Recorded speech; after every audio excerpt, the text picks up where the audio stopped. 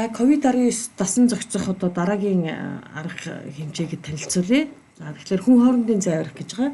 Коронавирусын халдвар дамжиж тархах нөхцөлийг одоо бууруулдаг. За 1-2 метр гэдгийг зүгээр нэг дураараа гаргаж ирчээгүй.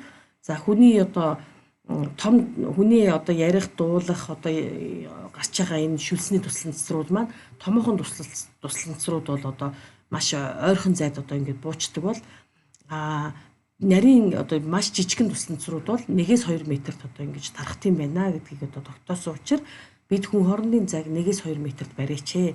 За хэрвээ амны хаалттай бол одоо 1 метрийн зайтай одоо бас байгаа ч гэдэг ийм зөвлөмжүүдийг одоо өгч байгаа. Тэгвэл хүн хоорондын зай барина гэхээр манайхны одоо ойлгоод байгаа нь ямар нэгэн байдалд одоо нэг одоо дэлгүүрт очиж ойчрлох ч юм уу, банкнд очиж ойчрлохоор хүн хоорондын зай барьж гин гэж ойлгоод байгаа. Гэтэл үгүй олон хүн зүгэлсэн газар буюу хүн хоорондын зай барих боломжгүй газарт би очихгүй бай гэсэн бас утга санааг цаана бол агуулж байгаамаа. За тийм учраас би бол одоо аль болох тэрнээс татгалзах олон хүнтэй газар хүн хоорондын зай барих болцоогүй газар очих юм бол би халдвар авах магадaltaй учраас үүнээс татгалзах ёстой гэдгээ татгалзаж чадаж байгаа ийм хүн бол дасан зохицсон байна. Өөрөөр хэлбэл цар тахалтай нөхцөл дасан зохицсон байна гэдгийг одоо харуулж байгаамаа гэдэг.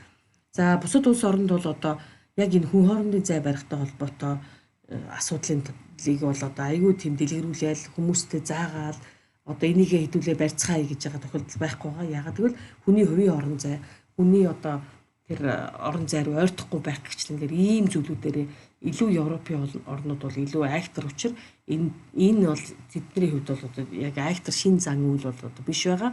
Гэхдээ манай орны хувьд бол үнэхээр шин зан үйл буюу хөвшүүлэх шаардлагатай ийм зан үйл байгаа.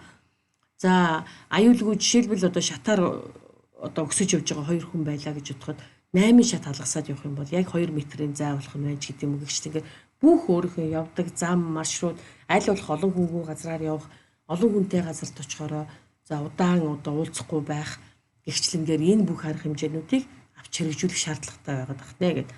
За жишээлбэл энэ зурган дээр үзье халдвартай одоо COVID-19-ийн зөр өвдсөн хүн байлаа гэж бодоход хүн хоорондын зай бариагүй хүн бол одоо халдварах магадлал нь маш өндөр байна. Яг гэвэл маш олон одоо SARS-CoV-2 одоо вирусыг агуулсан шүлсний тусланцрууд тэр хүнд одоо яах нь их ойрхон зайтай ирэх юм байна. Гэтэл хүн хоорондын зай барьсан халдвар аваагүй хүн бол нөгөө хэдийгээр халдвар авсан хүнтэй ойрхон байгаа одоо хамт байж исэн ч гэсэн хүн хоорондын зайгаа барьсан учраас яах нь халдвар авахгүй байх магадлал бол одоо байх юмаа гэд. За энийг бид нэр одоо эргэн тойрны чи хүмүүс гэдэг юм уу найз нөхөд чинь одоо өвдсөн хүмүүсээс ингээд тодруулаад асуух юм бол ийм жишээнүүд бид нар олныг одоо бас ярьж чадах юмаа гэд.